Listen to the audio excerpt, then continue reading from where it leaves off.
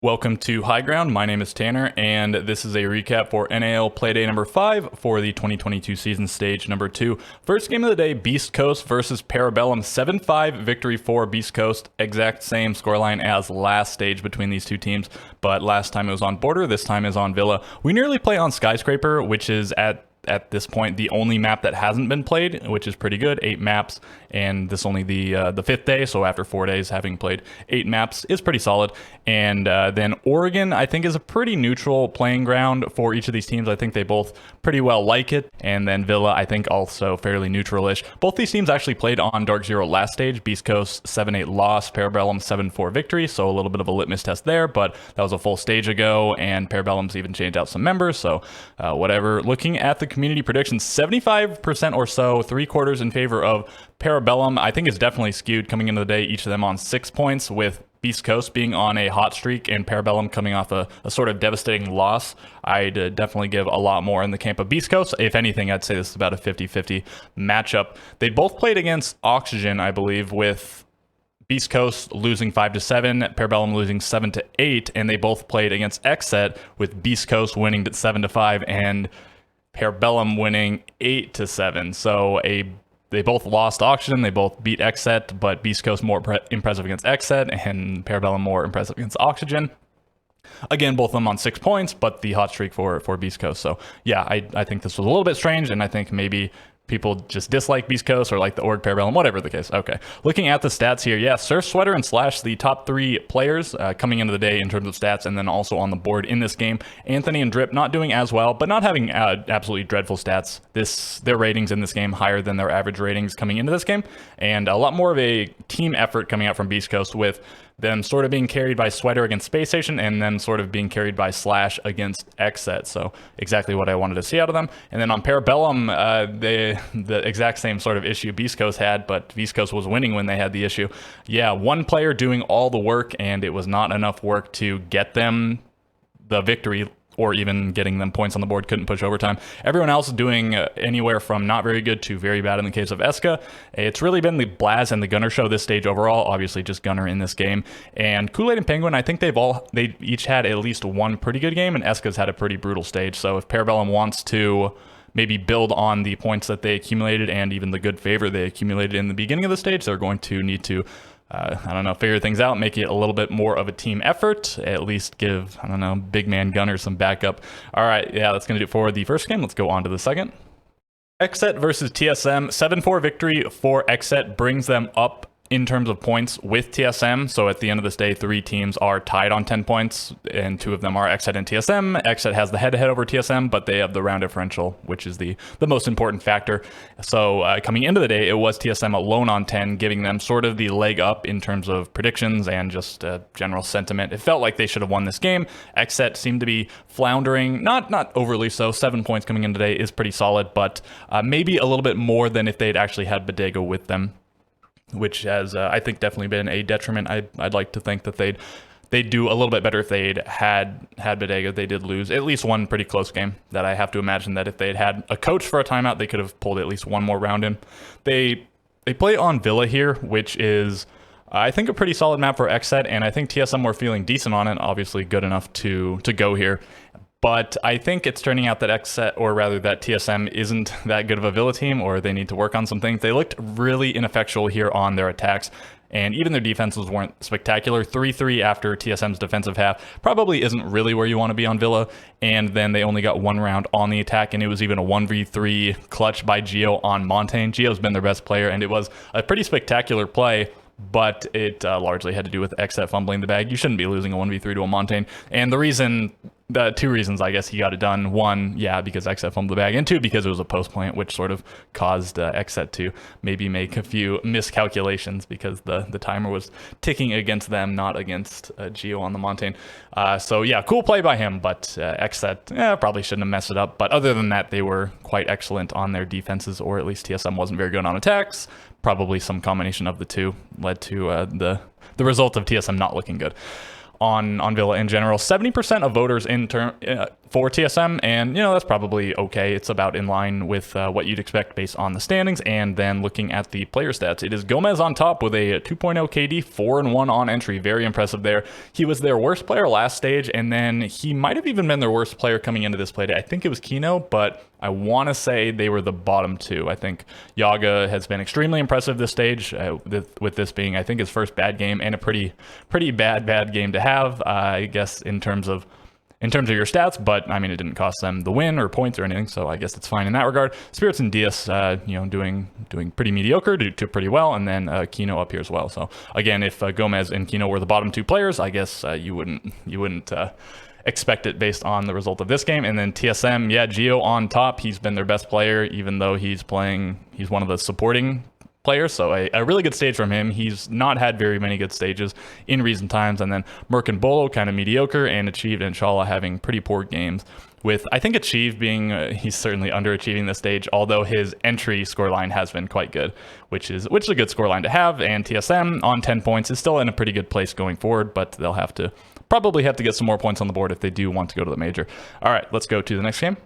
Astralis versus Dark Zero. This is a rematch of the grand final of the Charlotte Major. They did play border in that series, and it was a victory for Dark Zero. So Dark Zero, they got smoked by Space Station on border earlier this stage, but besides that, their record is pretty impeccable on the map. And Astralis, they beat SSG last stage on it, but besides that, their record hasn't been very good on it. So, one thing for each team. Dark Zero has their general record, but for them, and then against them is the fact that they got smoked by SSG. And then Astralis, I mean, they beat the very team that beat Dark Zero, not on the same stage, but it still is a thing, but a generally unspectacular record. So we do go there, and I actually did predict this to be the map. I had my backup as Theme Park, but I thought we were going to border.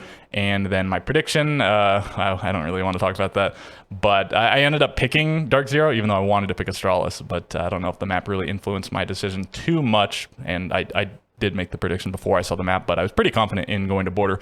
Yeah, so I mean, good win from Astralis, and I don't know, Dark Zero just having a little bit of a weird stage. This has been a trend recently where whenever a team wins anything, they sort of don't do very well afterwards. In Ninjas in Pajamas, TSM, and now Dark Zero sort of following the trend. And the other two are SI wins, and this is a major win, but okay, still. 55% in favor of Dark Zero coming into the game. I think they were on 6 points to Astralis' 5 points, so it sort of makes sense. Astralis had reasons for not doing very well with COVID issues, having to sub out, playing online, whatever. Dark Zero, maybe a few less excuses. They did play a non-zero number of games online, but they are not one of the teams that have been plagued by having sick players. So again, the point advantage, I think, maybe is the biggest thing that accounts for this, and the fact that they just beat them in the grand final of the Charlotte Major. Looking at the stats, finally a good game from Iconic. Maybe he just needs the correct circumstances, or maybe it was the map, whatever the case. And then DP Fire, good game as well. He was the player that was sick, now making his return. So good to see these two teams on top, or these two players, I suppose, on top of the team. And then the other three players not doing spectacularly, but I suppose giving enough backup to the other two players to make a significant impact. And then on Dark Zero, it continues to be Pambazoo, the MVP from the Charlotte Major, is the highest rated player on Dark Zero by far, in this game. And then just overall, NJR, pretty good game after having a pretty poor stage overall. Eclipse sort of in the middle, and then Hyper and Canadian really coming up short. And, maybe this widens the gap. I think Canadian was the second highest rated player. That might not be the case after this game. But there is, again, a massive gap between Pamba and the rest of the team. So in terms of the fragging department, in terms of the stats, I think he's definitely going to need some more backup, especially if Dark Zero wants to go forward and go to the next major to defend their title, because at the moment it's looking kind of grim. And all right, on to the next game. Space Station versus Soniqs. This is generally a pretty good match whenever these two teams play. I think it's pretty heavily in Soniqs' favor overall. I think of the last 4 times that they played in the NAL, so all of 2021 season plus stage number 1 of this season, it's been 3 out of 4 victories for the Soniqs. So they won the last stage, and they won, I think, the first and the third game. So the only one that SSG won was in stage number 2 of last year. Soniqs were the only team to beat SSG in stage number 3 of last year. Stage 2 and 3 were extremely dominant by Space Station, only 1 loss per stage, but again, one of them was to Soniqs in one of those stages. And then Space Station, a bit of a weird loss. They were doing fairly well last stage, and then they had some weird losses. They lost to beastcoast, they lost to Soniqs. Had they beat those teams, they just would have gone to the major, but they lost to an extremely struggling Soniqs. it was a little bit curious of a map choice, and I think it did cost them in the end. So we go to Border this time around, and Soniqs they played Border last stage, right? They lost at 4-7 to Dark Zero. They lost at 5-7 to Oxygen. So pretty close games, all things considered. Well, and especially considering how poorly Soniqs had done that stage. Super in the past said he thought that they were the best team on Border in the league, which was strange because of those losses that they'd taken. But if you take into account the fact that Soniqs overall weren't playing to their general level of play, if you sort of take that into account, then yeah, maybe you can understand what he's saying there. They played Chalet, which is a good map for them, and they did beat Space Station and TSM, I think, as well, but they lost to Parabellum. They played Oregon, and they got 7-0'd by XSET, also a good map for them. So just a little bit of a weird occurrence. It's just a wonky stage for Soniqs overall. But yeah, I think they were fairly confident on Border, but I think Space Station also came into the game feeling pretty confident after the way that they played against Dark Zero. And okay, so looking at the result, I don't actually want to go through this. I'll just tell you guys. Yeah, it was a 5-1 advantage for Space Station after their attacking half, which is, I think, weird for Border. It was 55% in favor of defenders coming into the game, and then because this game was so attacker-sided, it became 45% defender favored. So they really turned the tides of that. So it felt like Space Station sort of won. They mentioned on the desk how no team had come back from a 1-5 deficit this stage up to this point. So Soniqs the first to do so. They matched Space Station's 5-1 half when Soniqs were on attack, and then they went and won an attack and a defense in overtime, secured 2 points and the victory, of course. 60% or so in favor of Soniqs, I think is, I think that one's pretty accurate. Can't complain too much about that. And then look at the stats. It is Kansan and Grixer on top once again. Super sort of following his trend of having a higher rating than he generally did in the past, and obviously not great on the kills, but 5 plants is massive. 5 plants also for Bosco makes this one of the plantingest games of all time, and certainly in modern times. I think there's been at least one game that had a higher plants per rounds, or at least matched the number of plants or whatever, but 10 out of 14 is gargantuan, and it's so centralized on just one player per team. Is kind of cool to see. And even on Border, a map where you wouldn't expect it too much. Rexon doing okay, and then Yeti continues to have just a dreadful stage, especially on entry. I think he's by far the worst player in terms of entry stats, which is pretty brutal. Very good game from Bosco, +2 on entry, +2 on KD, and the 5 plants to boot is great. And then Rampion Foltz also going +2. Space Station absolutely dominating the entry stats, but going on to lose the game. They went +6, and so -6 for Soniqs, but they got the win. Is quite curious to see. Space Station has always been very good at entry, but not always good at converting that into a win. When they had Luke, I think in stage 1 of last year, they were excellent on entry, Fultz and Rampy in particular, but they were 7th place in that stage. So they, I guess, in the grand scheme of things, need to work on converting that to round wins. And then Skies and Hot and Cold coming up a little bit short. And I mean, you have to imagine that, if those two players had done a little bit better, then they probably could have secured this victory. And all right, that does it for this one. Let's go on to the final game of the day. Oxygen versus Mirage, 7-5 victory for Oxygen, and so this is 2 days in a row where Mirage got 5 rounds, first against Space Station and now against Oxygen. And I mean, this hurts if you're Mirage. They were in both games 1 round away from at least getting points on the board. If you go to overtime, you get at least 1 point. If you win, you get 2 points, which is entirely possible.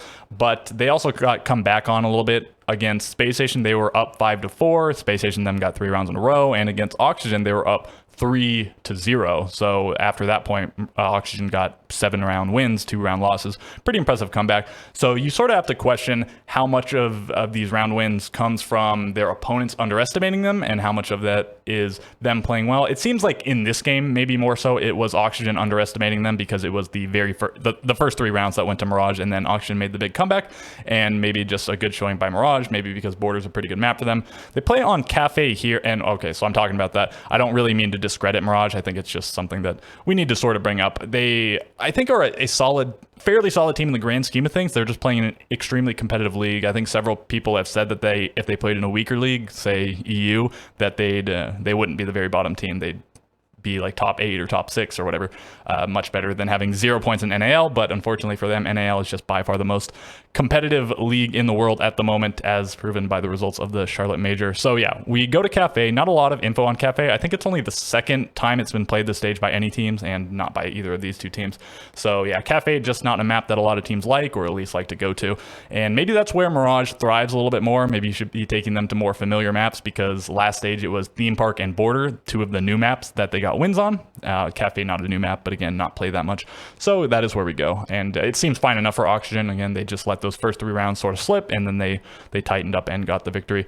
94% in favor of Oxygen is a little bit less decisive than it was against Space Station, but again, Mirage put up a pretty good showing against Space Station, so I think the slightly increased number makes sense. And then player stats, yeah, Kento, the only one doing very well, but 1 and 4 on entry is pretty brutal, with Mirage going -4 overall, so +4 by Oxygen is quite solid. Melted, Marmalade, and Benji all pretty kind of middling stats, a little bit underwhelming, and then pretty brutal from Nyx with a 0.56 rating. And then on Oxygen, Newers continues to be, I don't know, more valuable than gold for them. The numbers he's been putting up this stage are pretty incredible. Laxing and Fox are doing well here as well. Dream not as well, but, you know, support player. And then Vertical, really, really brutal stage coming out from him, especially by his standards, with him being one of, if not just the best player in the previous 2 stages. And so a little bit of a fall off here. I don't know why, but I guess it hasn't been hurting his team that much. They maybe have had some close games, a few scares where it seemed like they were going to lose the game, but they won most of those games. We'll see what happens with that going forward, but, you know, I guess it's working out for them thus far. As long as Newers and whoever else on the team can keep putting up such amazing numbers, then they'll probably keep winning. And yeah, that does it for the games. I don't have the updated or the non-updated numbers to look at. Of course, I'm recording this after playday number 6, so I'll just tell you the standings really quickly. This is all going to be in order. At the time of this playday being completed, it was Xset, Oxygen, and TSM all at the top with 10 points, and then Soniqs and Beast Coast at 9 points, and then Astralis in 6th with 8 points, SSG in 7th with 7 points, and then Dark Zero and Parabellum on 6 points, and then dead last Mirage with no points. And yeah, I guess I'll just wrap it up because these videos tend to be pretty long. I guess if you have any comments, questions, concerns, whatever, feel free to leave them below. Also, a like and a subscription would be appreciated. And so with all of that being said, I will catch you guys in the next video.